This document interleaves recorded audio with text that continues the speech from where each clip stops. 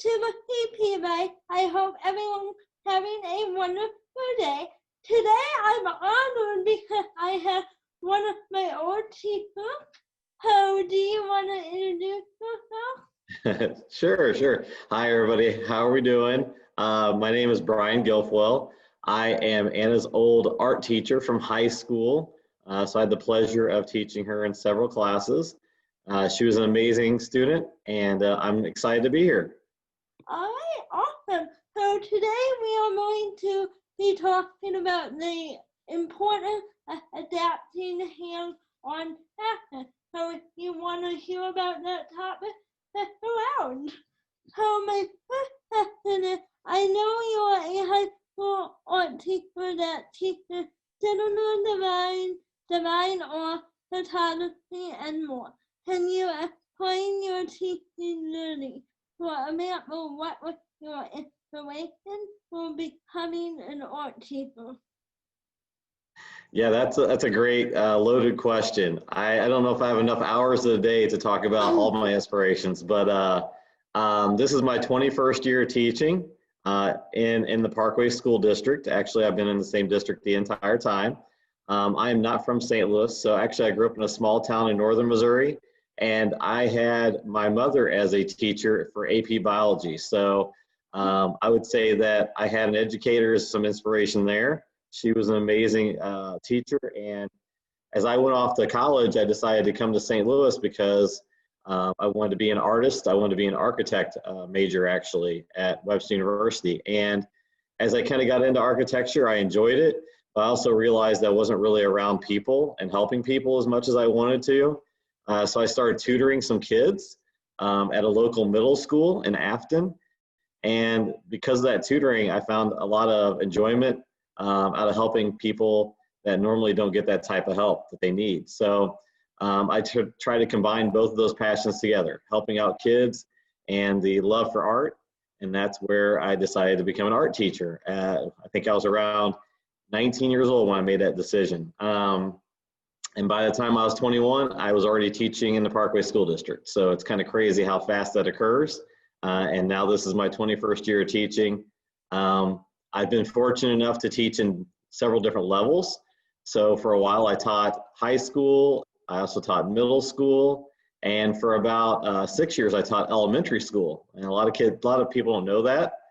So I've had the pleasure of teaching all these different levels, and it's really opened my eyes to what kids need. I currently teach at the high school, which Anna talked about. I teach at Parkway Central High School, and I teach more of the computer, like the digital design, photography, but I also teach design arts and some of the hands-on stuff too. So I love my job. I wouldn't trade it for anything else in the world, especially because I get to meet people like Anna. So. Oh, thank you. You have such an amazing inspiration. I didn't know that. Yeah, I'm very lucky. Yeah. Often my next question is, oftentimes I think people believe that those with disability can't take hands-on practice, such as art practice, because of their physical or mental disability. Do you believe that this is true? Why or why not? No, absolutely, I don't believe that's true. I think that kids should be able to take whatever art classes are going to help them out. I believe that all kids can take a class and have success. A lot of people don't realize this, but there's a lot of famous artists that actually that have gone through the art world and community that had disabilities of different types, and they're very successful. That range from somebody like Chuck Close, who is a very photorealistic type of artist who became paralyzed at a younger age, and he had to figure out through braces how to actually make that work best for him. So he had to actually find some other tools that would help him. And then, there's other people that maybe on the mental disability side have had a lot of success too. Like a classic example would be somebody like Van Gogh, right? Vincent Van Gogh, yeah, who actually had bipolar disorder. So it's just, I think that people need to kind of wrap their minds around the fact that an artist is a person who has creative and original thought, and it's not just about the technique and skill. Technique and skill is more of like a draftsman type of skill, right? That's all fine motor skills. To me, an artist is all about the creativity. Now, can you actually hone in and get better at the actual fine motor skills? Absolutely. And I think that's where artists and teachers can work together to create new tools that will help them, like through technology, right? I mean, we have tablets, we have mice, we have different things that we could use to help those people who may struggle with the fine motor part of it. So I think that to answer your question, I believe every single kid is an artist and every single kid should take art classes. Definitely. I know when I was in your class, we modified it so I can use the computer in some of my projects. Exactly, exactly. And I think you liked using the computer, and I think that worked out well for us, right? So I think that's a great lesson right there, is that every kid is a little different too. You don't want to just make one size fits all, right? I wouldn't say that every single kid that walks in that may have a disability of some type that you're going to use a computer. I would say, hey, let's find out things that you're really interested in and passionate about, and let's make it really fun for you. Definitely. All the things that I learned, like photo they help me with my YouTube. Oh, good, good. And my Instagram. That's how, if anybody ever wondering how I edit my photo, that's how. That's right. That's right. That's right. So, to me, I think these tools make it, amazing that we get the cool artwork that we do. I mean, I see some of your pictures all the time that you post, and they're amazing photographs, So, you're an inspiration to a lot of people, Anna. The fact that you have not let, quote unquote, a disability impact you, and you've been able to create some amazing things. And I think you would say that you are an artist, right? Oh yeah, definitely. I also, you actually inspired me to keep drawing. I have the 7 textbooks that are That's awesome. filled with drawings. And see, I think that's important too, right? To even and a lot of people don't realize this too. Even the really famous artists that end up like we talked about Van Gogh and other people, when they get really, really famous, like somebody that's current, a lot of times they're not the ones that are necessarily building and making the piece. They're the ones that are kind of creating the thought behind the piece, right? So if you go to like Lomar Sculpture Park, you'll see all these amazing sculptures, but I guarantee that there's not an artist that's picking up a 2-ton piece of steel and putting it in place, right? Instead, they're hiring people to do that. So where does the artist come in? The artist comes in the planning and the idea making. Now, don't get me wrong. I think that obviously there are a lot of skilled artists out there that can also do a lot of fine motor stuff that's really amazing too. So it can tie in together, but at the same time, you can also see them separate. Definitely. My next question is, in your opinion, what are some of the benefits of students being able to be in mainstream classes even when they need accommodation? Yeah, absolutely. I've had that question asked several times because Central High is interesting, where they have some classes that are totally inclusive, and then they also have a mentor class, I believe, for some classes. I have not taught the mentor class. I have taught the mainstream classes, and I'll be honest with you, like some of my favorite memories and moments are with kids that come in that may not normally get the chance to be in a mainstream class. And I think that they should be. Once again, that just kind of goes to my philosophy that every kid is an artist. And why would you separate them if they don't, if there's not a dramatic reason to do that? Especially if you can find accommodations to help that student out. I just feel like the social impact is such a big part of it, because now you're around other people that may be, having a different background than you. Whether it's culturally, whether it's just somebody experiencing different things socially at school. So then, to me, you're not only learning the curriculum, you're also learning about each other, which is really what school's about, right? It's like how to get along with one another, how to help out society. So for me, it goes beyond just the curriculum area.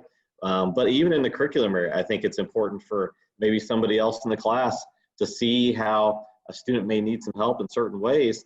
And then again, they find a passion to help somebody else. And I think that's just part of education. I love teaching in a public school because we have so many different types of people in our classroom. Definitely.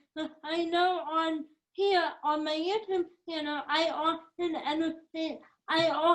advocate for more inclusivity in school because I think that the reason you see people out in public who are so oblivious to a disability, or if you see a parent out in public who is hiding their child away from another person with something that looks different than them. And I'm thinking if we just had more inclusive classrooms in school, that would help. Or even a class dedicated to disability awareness.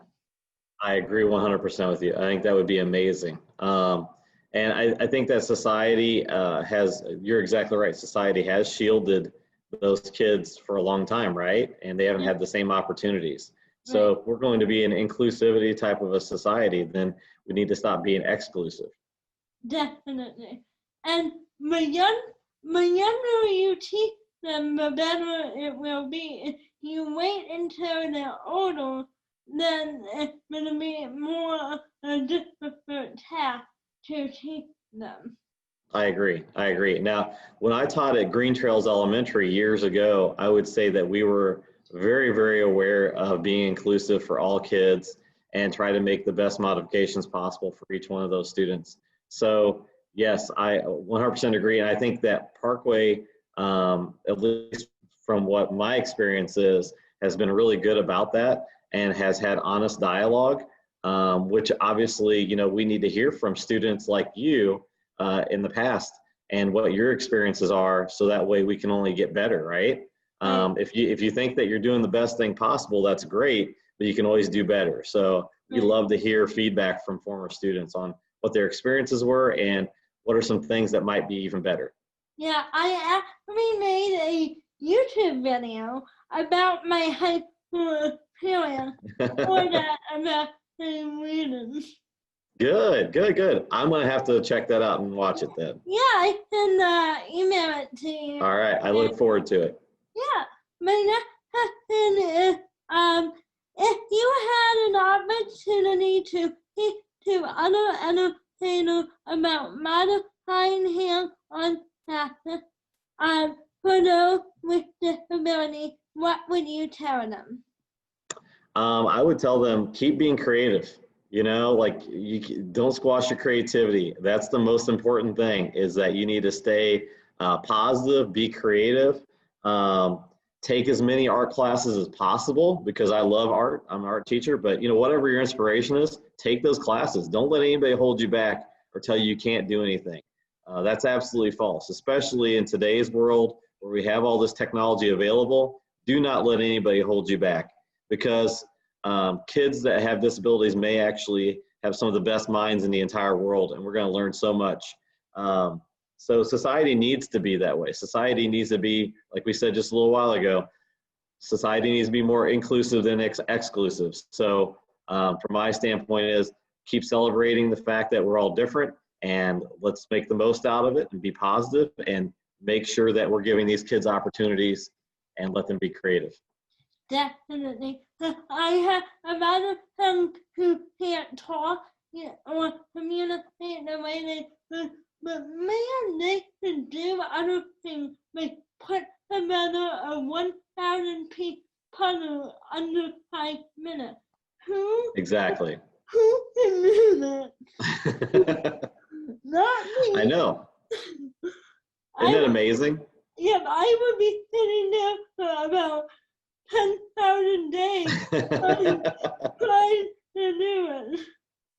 Exactly. No, I agree with you 100% that, and we need to find everybody's strengths and use those strengths, right? So, yeah. And And my last question is, if you had an opportunity to entirely disabled or students, what advice would you give them when it comes to taking a mainstream art class at school, or even just making art in general? Yeah, I think it's the same thing still. I would say, hey, go take those classes. You know, go into the mainstream classes and get to know other kids. You know, I think that's such an important part of being a student and experiencing different things. Be creative. Don't lose your self-identity.